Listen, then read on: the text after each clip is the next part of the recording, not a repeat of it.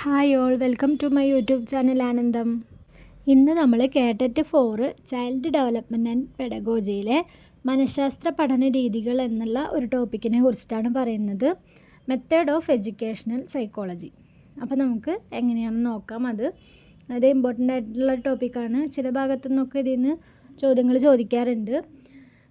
ആദ്യത്തെ മെത്തേഡാണ് ആത്മപരിശോധനാ രീതി. ഇത് കണ്ടുപിടിച്ചത് വില്യം വൂണ്ടാണ്. ആത്മപരിശോധനാ രീതി. പിന്നെ രണ്ടാമത്തെയാണ് ഒബ്സർവേഷൻ, അതായത് നിരീക്ഷണ രീതി. അതിൽ തന്നെ AB അങ്ങനെ പറഞ്ഞിട്ട് 2 പാർട്ടുകളുണ്ട്. ഏതാണ്? പ്രത്യക്ഷ നിരീക്ഷണം, അതുപോലെ പരോക്ഷ നിരീക്ഷണം. ഡയറക്റ്റ് ഒബ്സർവേഷൻ, അതുപോലെ ഇൻഡയറക്റ്റ് ഒബ്സർവേഷൻ.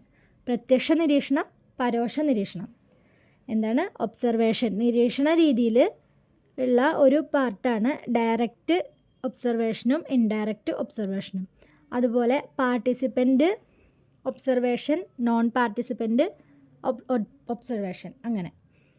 അപ്പോൾ അത് രണ്ടാമത്തെ ആ ഒരു ഇത് കഴിഞ്ഞു. പിന്നെ മൂന്നാമത്തെ മെത്തേഡാണ് ക്ലിനിക്കൽ മെത്തേഡ്, അതായത് ചികിത്സാ രീതി. അത് ലെറ്റ്നർ വിറ്റ്മറാണ് കണ്ടുപിടിച്ചത്. അതിലാണ് നമ്മുടെ കേസ് സ്റ്റഡിയൊക്കെ വരുന്നത്. ഏകവ്യക്തി പഠനം അത് വരുന്നത് ഈ ക്ലിനിക്കൽ മെത്തേഡിലാണ്, ചികിത്സാ രീതിയിലാണ്. അങ്ങനെ അതും മൂന്നാമത്തെയും കഴിഞ്ഞു. പിന്നത്തെയാണ് നാലാമത്തെ മനഃശാസ്ത്ര പഠന രീതിയാണ് അഭിമുഖ രീതി, അഥവാ ഇൻ്റർവ്യൂ മെത്തേഡ്. അഭിമുഖ രീതി, ഇൻ്റർവ്യൂ മെത്തേഡ്. പിന്നെ അഞ്ചാമത്തെയാണ് എക്സ്പെരിമെൻ്റൽ മെത്തേഡ്, പരീക്ഷണ രീതി. എക്സ്പെരിമെൻ്റൽ മെത്തേഡ്, പരീക്ഷണ രീതി. പിന്നത്തെയാണ് ആറാമത്തെ സർവേ മെത്തേഡ്, സർവേ രീതി. സർവേ മെത്തേഡ്, സർവേ രീതി. അതിൽ ഒരു 5 പോയിൻ്റ് ഉണ്ട്. എങ്ങനെയാണെന്ന് വെച്ചാൽ പ്ലാനിങ്, സാമ്പിൾ സെലക്ഷന്, ഡാറ്റ കളക്ഷൻ, അനലൈസ്, നിഗമനം. Planning, sample selection, data collection, analyse, നിഗമനം.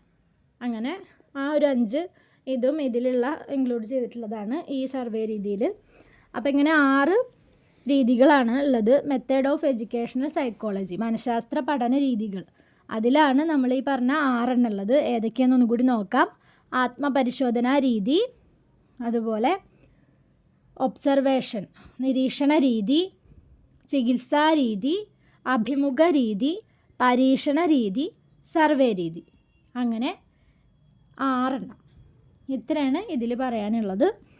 അപ്പോൾ ഇത്രയാണ് ഈ മനഃശാസ്ത്ര പഠന രീതികളെ കുറിച്ചിട്ട് ഇത്രയാണ് പഠിക്കാനുള്ളത് നമുക്ക്.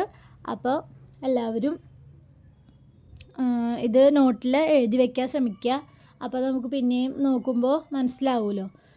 അങ്ങനെ അത്രയേ ഉള്ളൂ, ഇന്നത്തെ ക്ലാസ് ഇത്രയേ ഉള്ളൂ. അപ്പോൾ നമുക്ക് മറ്റൊരു വീഡിയോയുമായിട്ട് വീണ്ടും കാണാം. ബൈ.